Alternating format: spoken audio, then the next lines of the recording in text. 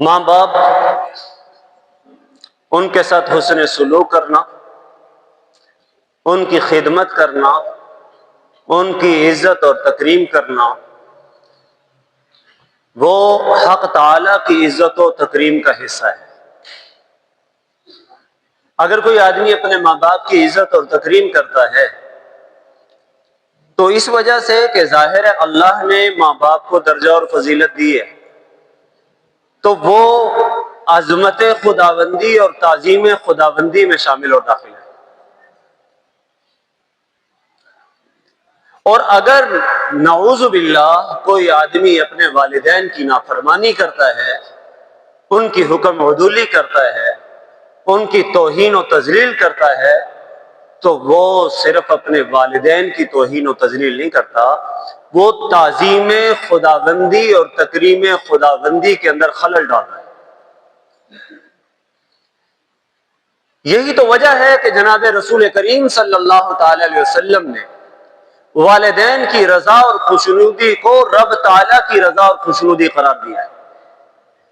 فرمایا جس سے کہ والدین جس سے راضی ہیں وہ سمجھ لے کہ ان کا رب بھی ان سے راضی ہے۔ اور والدین کی نافرمانی اور ناراضگی کو جناب رسول کریم علیہ الصلاۃ والتسلیم نے رب تعالیٰ کی ناراضگی قرار دیا ہے کہ اگر کسی کے ماں باپ ناراض ہیں تو یہ سمجھ لے کہ ان کا رب بھی اس سے ناراض ہے۔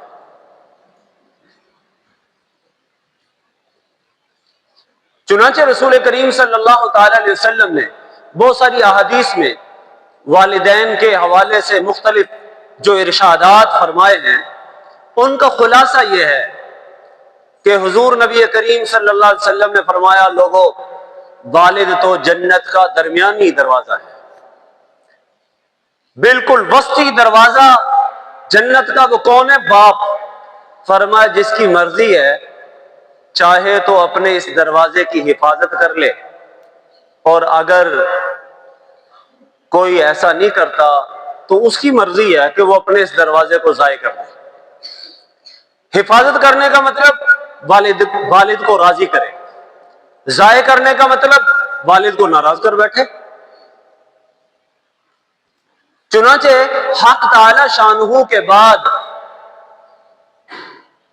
سب سے زیادہ جو اطاعت ضروری ہے وہ والدین کی اطاعت ہے، ان کی خدمت۔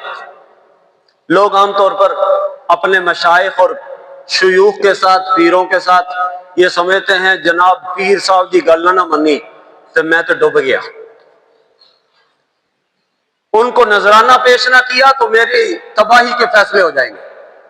بھائی خدا را، تمہارا سب سے بڑا پیر تمہارے گھر میں موجود ہے، تمہاری والدہ تمہارا سب سے بڑا شیخ اور پیر ہے، تمہارا باپ تمہارا سب سے بڑا شیخ اور مرشد ہے۔ پیروں کے لیے تو نذرانوں کے تحفے لے کر لائنیں لگا کے جاتے ہو، اور وہ باپ جس نے تمہیں پالا، جس نے تمہیں پوسا، تمہاری خدمت کی، تمہاری تربیت کی، تمہاری تعلیم پر پیسے خرچ کیے، جس نے سردی گرمی دھوپ چھاؤں اس کا فرق نہیں کیا، وہ اپنی دوائی کے لیے بھی تمہاری جیب کی طرف دیکھے؟ چاہیے تو یہ تھا کہ اسے کہنا نہ پڑتا، تم خود اس کی خدمت کو اپنے لیے سعادت سمجھتے۔ آج نظریں نذرانے اور بڑے بڑے چڑھاوے اپنے پیروں اور سجادہ نشینوں کے نام پر تو پیش کیے جاتے ہیں، لیکن یقین جانو ماں باپ سے بڑا مرشد اور ماں باپ سے بڑا پیر کوئی نہیں ہے جو اس دنیا میں میرے اور آپ کے وجود کا ذریعہ بنا ہے۔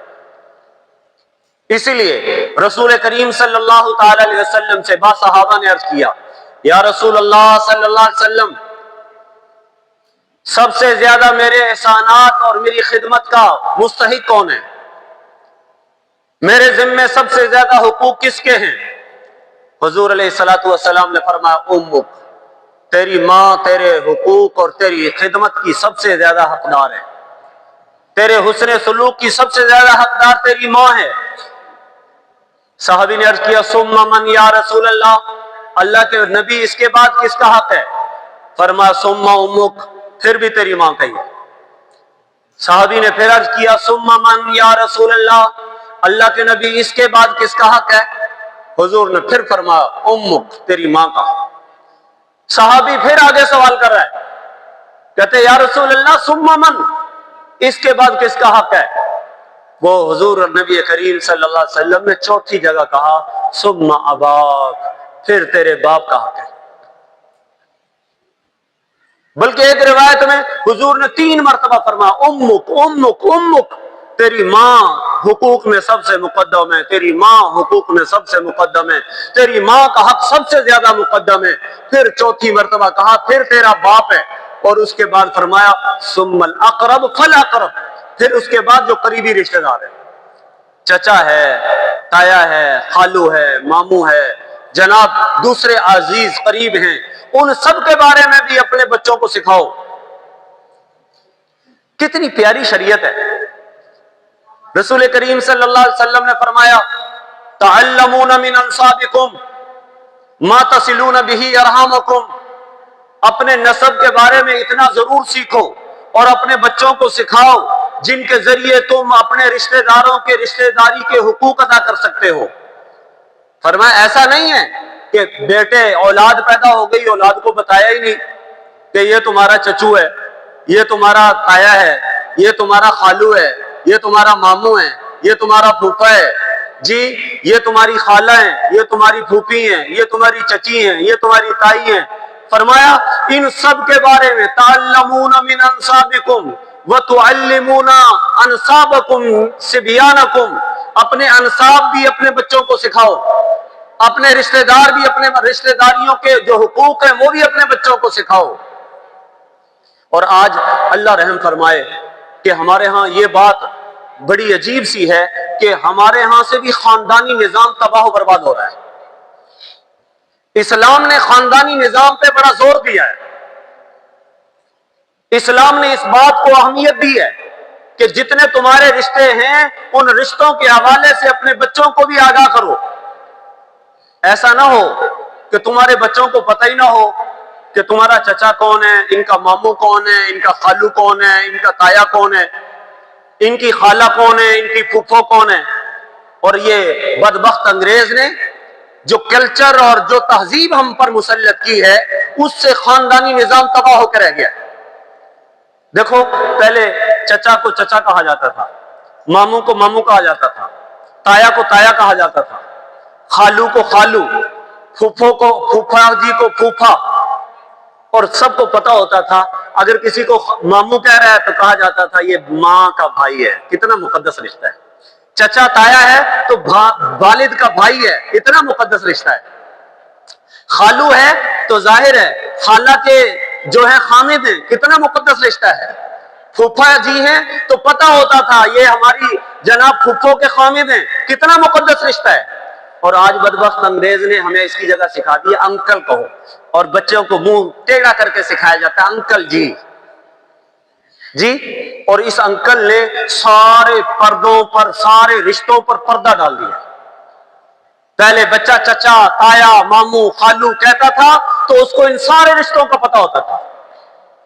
खाला फूफो चची ताई बोलता था, पता होता था ये मेरी माँ की बहन है, मेरे लिए माँ के बाद सबसे अहम रिश्ता इसका है।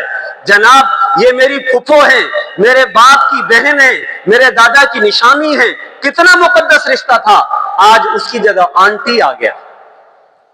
अब आंटी वो काम करने वाली को भी आंटी कहा जाता है, जनाब घर में सफाई पोछी करने वाले को भी आंटी कहा जाता है। इन रिश्तों पे अंग्रेज बदबख्त ने ऐसा झाड़ू फेरा कि हमारे बच्चे भी इन रिश्तों से महरूम हो गए, पता ही नहीं है।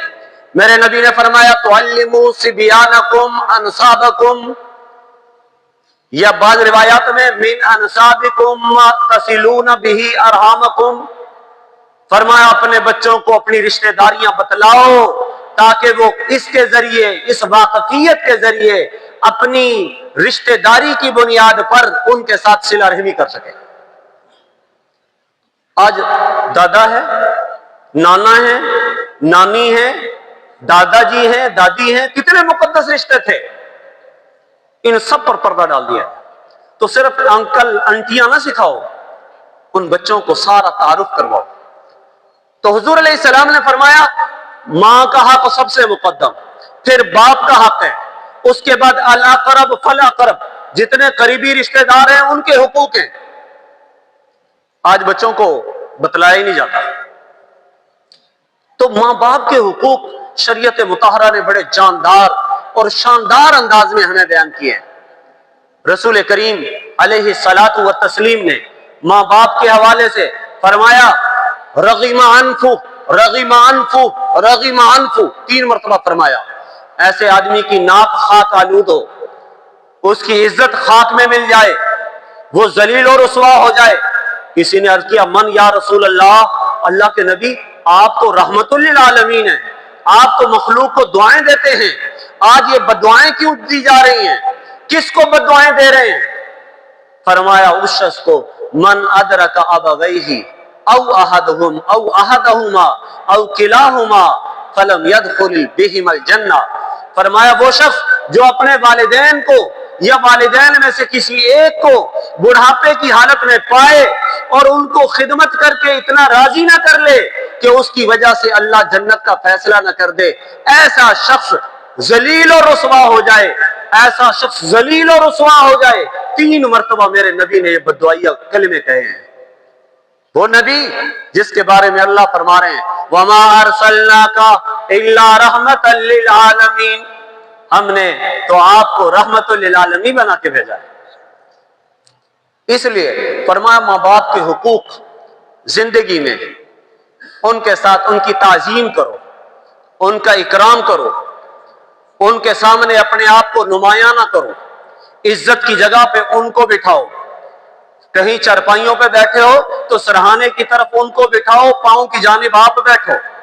راستے میں چل رہے ہو تو آگے وہ چلے، پیچھے تم چلو. ان کے سامنے کندھے نہ اچکاؤ، ان کے سامنے آواز بلند نہ کرو. وَلَا تَقُلْ لَهُمَا اُفٍّ وَلَا تَنْهَرْهُمَا، اگر ان کی کسی بات پر ناگواری ہو تو اف تک نہ کہو. وَلَا تَنْهَرْهُمَا، ان کو جھڑکو نہیں، ان کی ڈانٹ کو اپنے لیے سعادت سمجھو اور اپنی طرف سے غصے کو، ان کے خلاف غصے کو اپنے لیے ہلاکت جانو. ان کی خدمت کو اپنی سعادت سمجھو. اپنا مال، اپنا روپیہ، اپنا پیسہ خرچ کرنا ان کے لیے دنیا آخرت، ان پر پیسہ روپیہ خرچ کرنا اپنے لیے دنیا اور آخرت کی عزت اور افتخار جانو، برکت کا ذریعہ جانو. اور اس بات کا یقین کر لو کہ ساری نیکیوں کا بدلہ اللہ کریم آخرت میں عطا کریں گے. آپ نے نماز پڑھی ہے، نماز کا بدلہ کہاں ملے گا؟ روزہ رکھا ہے تو روزے کا ثواب کہاں ملے گا؟ کسی نے حج کیا تو حج کا بدلہ کس کے ہاں ہے؟ آخرت میں اللہ کے ہاں ملے گا. جہاد کا اجر و ثواب اللہ کے ہاں ملے گا. لیکن ماں باپ کی خدمت ایسی عبادت ہے اللہ کریم اس کا صلہ دنیا میں بھی عطا کرتا ہے. جو چاہتا ہے کہ اس کے رزق میں برکت ہو، جو چاہتا ہے کہ اس کے مال میں فراوانی ہو، جو چاہتا ہے کہ اس کی عمر لمبی ہو، فرمایا اسے چاہیے کہ اپنے ماں باپ کی خدمت کرے، اپنے ماں باپ کے ساتھ حسن سلوک کا معاملہ کرے، ان کے ساتھ بدسلوکی نہیں. ان کی رضا کو اپنے لیے رب کی رضا سمجھے، ان کی ناراضگی کو رب کی ناراضگی کا ذریعہ سمجھے. چنانچہ حضرات صحابہ کرام رضوان اللہ علیہ مجمعین کے اندر اس بات کا بڑا فکر تھا کہ ماں باپ کو کیسے راضی کیا جا سکتا ہے. ایک صحابی ہیں جناب رسول اللہ صلی اللہ علیہ وسلم کے بڑے جلیل القدر صحابی جن کا نام حارثہ ابن نعمان تھا. حضور علیہ الصلوۃ والسلام کی حدیث ہے، آج ہی مشکات شریف میں حدیث گزری کہ وہ حضور نبی کریم صلی اللہ علیہ وسلم کی خدمت میں تھے تو ایک پیارے نبی صلی اللہ علیہ وسلم نے اپنا خواب سنایا کہ میں خواب میں جنت میں داخل ہوا. یہ بعض روایات میں ہے کہ حضور نے معراج کا قصہ ذکر کیا اور فرمایا ہین دخلت الجنت فی المعراج فی اللیلۃ عرج بی الی السماء. فرمایا جس رات مجھے آسمانوں کی سیر کروائی گئی، میں جنت میں داخل ہوا تو سمعت قراءۃ، میں نے وہاں پر قرآن پڑھنے کی آواز سنی کہ کوئی قرآن پڑھ رہا تھا۔ میں نے فرشتوں سے پوچھا کہ من الذی یقرأ القرآن، کون ہے جو جنت میں مجھ سے پہلے قرآن پڑھ رہا ہے، جس کے قرآن پڑھنے کی آوازیں آ رہی ہیں؟ تو فرشتوں نے کہا کہ آپ کا ایک صحابی ہے جس کا نام حارثہ ابن نعمان ہے، اس کے جنت میں قرآن پڑھنے کی آواز آ رہی ہے۔ حضور نبی کریم صلی اللہ تعالی علیہ وسلم نے تذکرہ کیا، فرما میں نے جنت میں حارثہ ابن نعمان کو قرآن پڑھتے ہوئے سنا ہے۔ صحابہ کہنے لگے ہم نے غور و خوض کیا کہ اس کا عمل کون سا ایسا ہے جس کی وجہ سے اس کو اتنا اونچا مقام ملا ہے۔ تو کہنے لگے ہم نے غور و فکر کیا تو پتہ چلا کہ حارثہ ابن نعمان ابر الناس بوالدتہ بامہ، لوگوں میں اپنی ماں کے سب سے زیادہ فرما بردار تھے۔ اللہ نے ان کو یہ صلہ عطا کیا کہ نبی کریم صلی اللہ علیہ وسلم جب معراج کی شب میں جنت میں داخل ہوئے ہیں تو وہاں پر قرآن پہلے سے پڑھنے کی صدائیں حارثہ ابن نعمان کی آ رہی تھی۔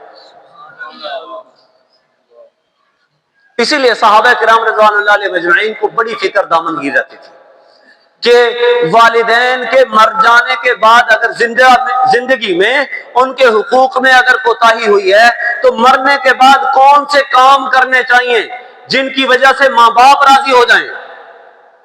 ایک صحابی ہیں جن کا نام ابو اسید ابن ساعدی ہے، یہ انصار کے قبیلہ بنو سلمہ سے تعلق رکھتے تھے۔ انہوں نے اپنے ماں باپ کی بڑی خدمت کی، بڑے خدمت گزار تھے۔ ایک مرتبہ حضور نبی کریم صلی اللہ علیہ وسلم کے پاس آئے اور ان کے دل میں خیال آیا کہ میرے ماں باپ زندہ تھے، الحمدللہ اللہ نے خدمت کا بڑا موقع دیا، جب دنیا سے میرے ماں باپ گئے ہیں مجھ سے راضی تھے، میں نے ان کی خدمت کی اور الحمدللہ ہر حوالے سے وہ میرے لیے دعائیں کیا کرتے تھے۔ تو حضور کے پاس آئے، عرض کیا یا رسول اللہ حل بقی شیء من ابویہ، اللہ کے نبی کیا ماں باپ کے حقوق میں سے کوئی ایسا حق میرے ذمے ابھی ہے کہ ابرہما، کہ میں ان کے دنیا بعد موتہما، ان کے مر جانے کے بعد ان کے ساتھ وہ حقوق کا ادائیگی کا معاملہ کروں، ان کے ساتھ ان کی چاہت کے مطابق معاملہ کروں اور میرے ماں باپ کی توجہات میری طرف نصیب ہو جائیں؟ حضور علیہ السلام نے فرمایا ہاں 4 کام کر لو۔ ماں باپ کے جانے کے بعد اگر تم 4 کاموں کا التزام کر لو تو روزانہ کی بنیاد پر تمہیں ماں باپ کی خدمت کا ثواب ملتا ہی رہے گا۔ ایک کام فرمایا الصلاۃ علیہما، سب سے پہلا کام تو ان کے لیے روزانہ رحمت کی دعا کیا کرو، اور ان دعاؤں میں سے نماز جنازہ بھی ہے، جب فوت ہو جائے نماز جنازہ پڑھو۔ اس کے بعد ان کے لیے روزانہ رحمت کی دعائیں کیا کرو، رب ارحمہما کما ربیانی صغیرا، اے میرے رب میرے ماں باپ پر رحم فرما جیسا کہ انہوں نے بچپن میں مجھ پہ رحم فرمایا۔ ایک کام۔ اور دوسرا والاستغفار لہما، دوسرا کام یہ ہے کہ ان کے لیے مغفرت کی روزانہ دعا کیا کرو، اللہم اغفر لی ابویہ، اللہ میرے ماں باپ کی مغفرت فرما، اللہ ان کے گناہوں کو معاف فرما، اے کریم پروردگار ان کی خطاؤں سے درگزر فرما۔ گناہوں کی معافی کی دعا کرنا وہ ماں باپ کی قبر کو ایسا ٹھنڈا کرتا ہے کہ ماں باپ کی توجہات ان بچوں کی طرف زندگی کے بعد بھی، مرنے کے بعد بھی نصیب ہوتی ہے۔